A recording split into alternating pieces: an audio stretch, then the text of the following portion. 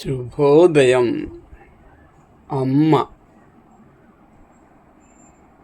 నన్ను నవమాసాలు మోసి కన్నది. తండ్రి నా జన్మ కారకుడు, చాలా ఉత్తముడంట. ఆయన ముఖమే నేను చూడలేదు. నాకు 2 సంవత్సరాల వయసులో నా తండ్రి స్వర్గస్థుడైనాడు. తల్లి మా 2 అక్కలను, నన్ను 2 ఏళ్ల వయసులో నన్ను అక్కున చేర్చుకొని తన సోదరుల చెంతకు చేరుకుంది. అన్నా అని నేను ఏ విధంగా భర్తను కోల్పోయాను, నా దగ్గర ఉన్న బంగారు, వెండి, డబ్బులు మీరు తీసుకోండి, నా బిడ్డలను, నన్ను జాగ్రత్తగా చూసుకోండి అన్నా అని అన్న చేతిలో పెట్టింది. నేను మేనమామ గారి ఇంట్లో పెరిగా. వారు కూడా నాకు తక్కువేం చేయలేదు, డిగ్రీ వరకు చదివించారు. కానీ ఇక్కడ మీకు ఒక్క విషయం చెప్పాలి.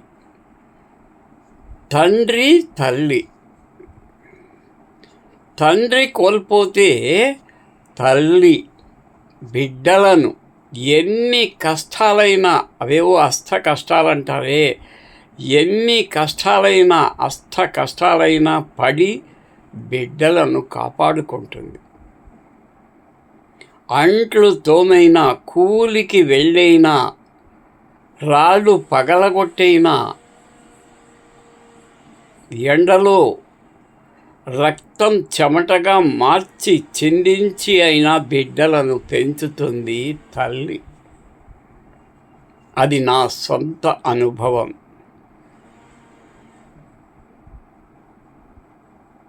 ఎంత ప్రేమ అంటే నా పైన, అంతులేని అపారమైన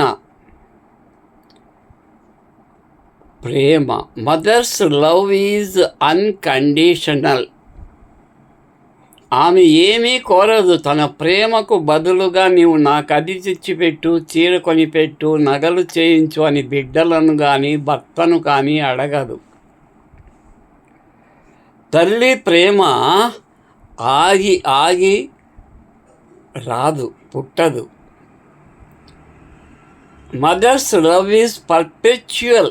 అంటే ఇది ఒక నిరంతర ధారలా ప్రవహిస్తుంది. తల్లి ప్రేమ ఆగదు, ఒకే విధంగా ఉంటుంది. కష్టకాలంలోనూ సుఖకాలంలోనూ కూడా తల్లి ప్రేమ మారదు. కానీ తండ్రి అలా కాదు.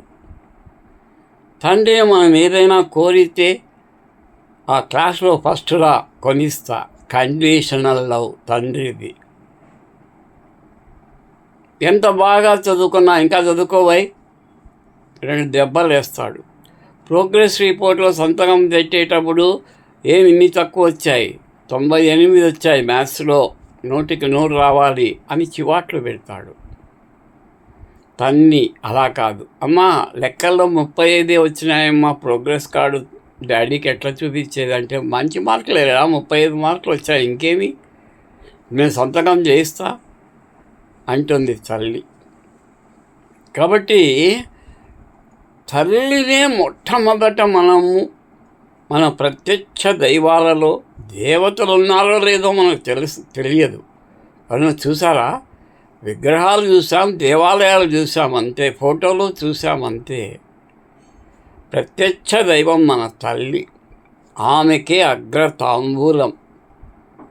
మొట్టమొదట మనం చెప్పేదేమి, మాతృదేవోభవ, తరువాతనే పితృదేవోభవ, తరువాత ఆచార్య దేవోభవ, అదే గురుదేవోభవ.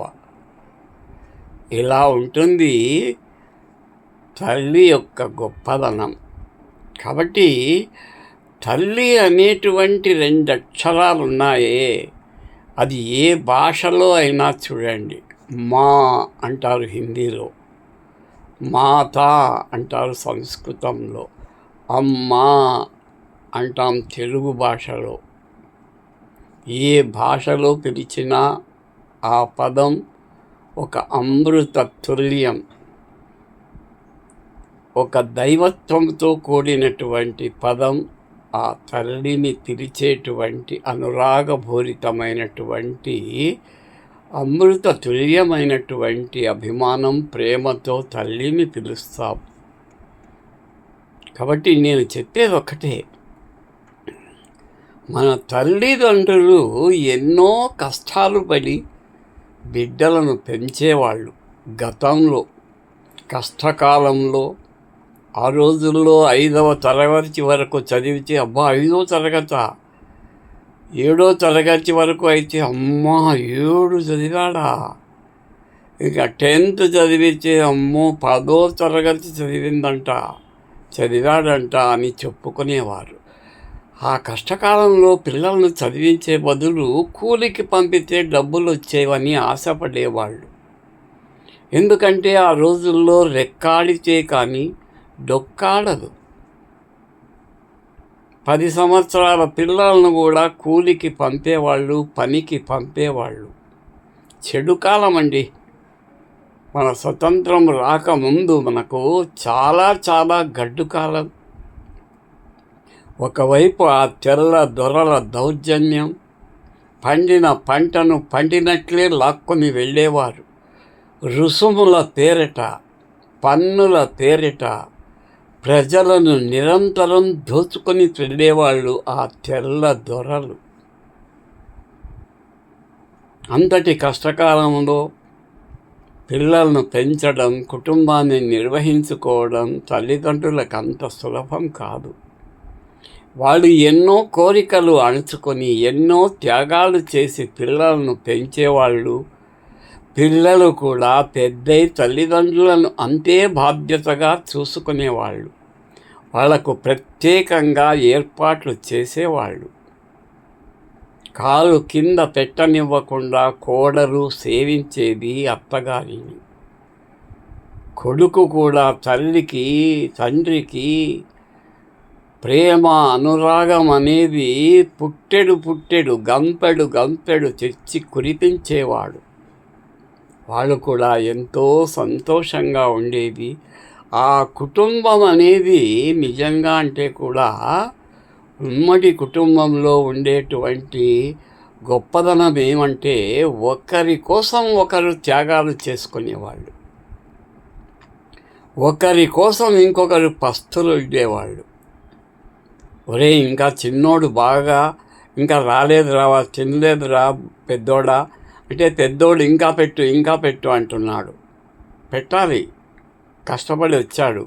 కానీ చిన్నోడు ఇంకా తినలేదు. తల్లి బాధ ఏమని చెప్తుంది? పెడుతుందా, వద్దంటుందా? ఇండైరెక్ట్గా పెద్దోడా ఇంకా చిన్నోడు భోంచేయలేదురా, అవునా అమ్మా ముందే చెప్పకూడదమ్మా అని చేయగడుక్కుంటాడు. అంటే అలా ఒకరి కోసం ఒకరు. మరి ఈరోజు స్వార్థం, ద్వేషం పరాకాష్ఠకు చేరుతున్నాయి. అనవసరంగా ద్వేషం,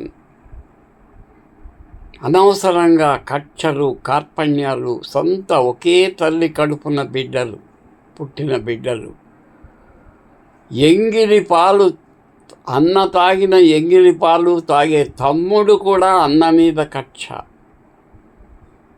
తన ఎంగిలి పాలు తాగాడే తమ్ముడని వాని మీద కూడా ప్రేమ లేదు. వాని మీద కక్ష, కార్పణ్యం, కోపం, ద్వేషం, చంపడం, నరుక్కోవడం, సెంటు భూమికి ప్రాణాలు తీసుకుంటారు. 1000 రూపాయలకు చంపుకుంటున్నారు. ఇదేమిది? ఒక ముక్కల కోసం నాకు కావాలా అని తగులాడుకొని బాగా పరిష్కారాలప్పుడు కొట్టుకొని, అన్నా నువ్వు తీసుకో అన్నా, లేదు లేరా తమ్ముడు నీవే తీసుకోరా, నీకే అవసరంరా అని ఒకరికొకరు ఎంత ప్రేమగా త్యాగాలు చేసుకునే కుటుంబాలు ఈరోజు మట్టి పాలైపోయాయి. పెళ్ళి కాగానే సర్దుకోవడం, పెట్టే బెడ్ సంతుకోవడం, బయలుదేరాను. అమ్మ, నాన్న, మేము వేరే కాపురం వెళ్తున్నాం, మాకు సరిపోలేదు, మాకు నచ్చలేదు, నాకు టౌన్లో ఉద్యోగం వచ్చింది, వెళ్ళిపోతున్నా నా భార్యను తీసుకొని. బాబు ఎలా రా, ఇక్కడ నీవే కదరా ఇంటికి పెద్ద అంటే, నేను పెద్ద అయితే జీవితాంతం మీకు సేవ చేయాలా అని చెప్పి స్వార్థం చూసుకొని వెళ్ళిపోతున్నారు.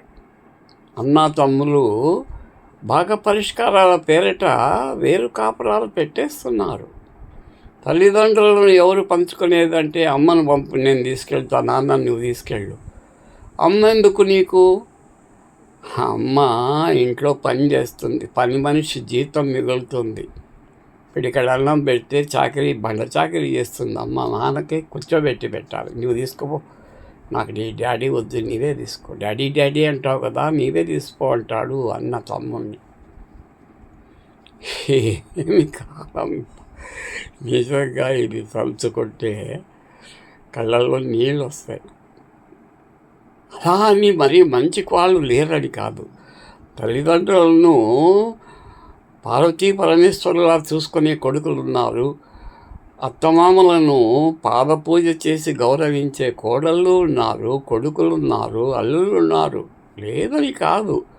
సంఖ్యాభేదం, ఏ 10% మంచి కుటుంబాలు ఉన్నాయి, 90% దుర్మార్గంగా, అధర్మంగా, అన్యాయంగా బతుకులిచ్చేటువంటి కుటుంబాలు కూడా ఉన్నాయి.